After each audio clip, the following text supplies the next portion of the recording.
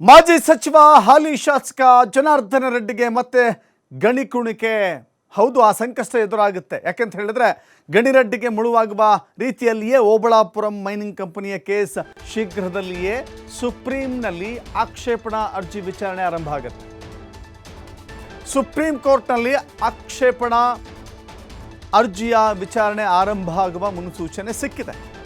ಶಾಸಕ ಜನಾರ್ದನ ರೆಡ್ಡಿ ಸಲ್ಲಿಸಿದಂಥ ಆಕ್ಷೇಪಣಾ ಅರ್ಜಿಯ ವಿಚಾರಣೆ ಅದು 2025 ಮೇ ತಿಂಗಳಲ್ಲಿ CBI ಕೋರ್ಟಿಂದ ತೀರ್ಪು ಪ್ರಕಟವಾಗಿತ್ತು. 7 ವರ್ಷ ಶಿಕ್ಷೆಯ ತೀರ್ಪನ್ನು ಪ್ರಕಟಿಸಿತ್ತು CBI.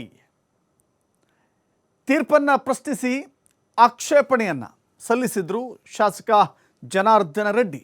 ಇದೀಗ ಸುಪ್ರೀಂ ಕೋರ್ಟ್ನಲ್ಲಿ ಆಕ್ಷೇಪಣಾ ಅರ್ಜಿಯ ವಿಚಾರಣೆ ಆರಂಭವಾಗುತ್ತೆ. ಇದೇ ಜನವರಿ ತಿಂಗಳು ಅಂತ್ಯದೊಳಗೆ ವಿಚಾರಣೆಗೆ ಬರುವಂಥ ಸಾಧ್ಯತೆಗಳಿದ್ದಾವೆ. ವಿಚಾರಣೆ ವೇಳೆ CBI ಕೋರ್ಟಿನ ತೀರ್ಪನ್ನು ಸುಪ್ರೀಂ ಕೋರ್ಟ್ ಎತ್ತಿ ಹಿಡಿದರೆ ಮತ್ತೊಮ್ಮೆ ಜೈಲು ಪಾಲಾಗುವಂಥ ಅನಿವಾರ್ಯ ಸ್ಥಿತಿಗೆ ಜನಾರ್ದನ ರೆಡ್ಡಿ ಬಂದು ನಿಲ್ಲಬಹುದು. ಒಂದು ವೇಳೆ CBIನ ತೀರ್ಪನ್ನೇ ಸುಪ್ರೀಂ ಕೋರ್ಟ್ ಎತ್ತಿ ಹಿಡಿದ್ರೆ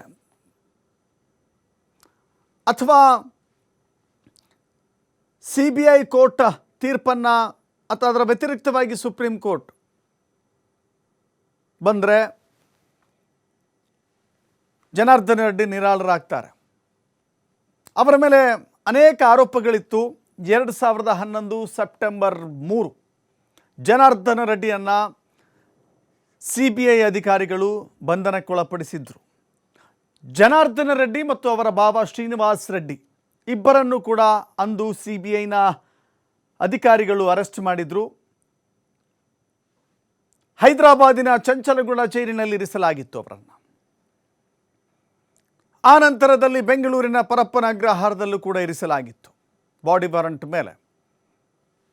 ಅನೇಕ ವರ್ಷಗಳ ಕಾಲ ಜೈಲಿನಲ್ಲಿದ್ದಂಥ ಜನಾರ್ದನ ರೆಡ್ಡಿ ಜಾಮೀನಿನ ಮೇಲೆ ಹೊರಬಂದಿದ್ದರು. ಕಳೆದ ವರ್ಷವಷ್ಟೇ ಅವರಿಗೆ ಸುದೀರ್ಘ ವಿಚಾರಣೆಯ ನಂತರದಲ್ಲಿ ಜನಾರ್ದನ ರೆಡ್ಡಿಗೆ 7 ವರ್ಷಗಳ ಕಾಲ ಶಿಕ್ಷೆ ಪ್ರಕಟ ಆಗಿತ್ತು. 7 ವರ್ಷಗಳ ಕಾಲ ಶಿಕ್ಷೆ ಪ್ರಕಟ ಆಗಿತ್ತು. ಅದಕ್ಕೆ ಆಕ್ಷೇಪಣೆಯನ್ನು ಸಲ್ಲಿಸಿದ್ರು.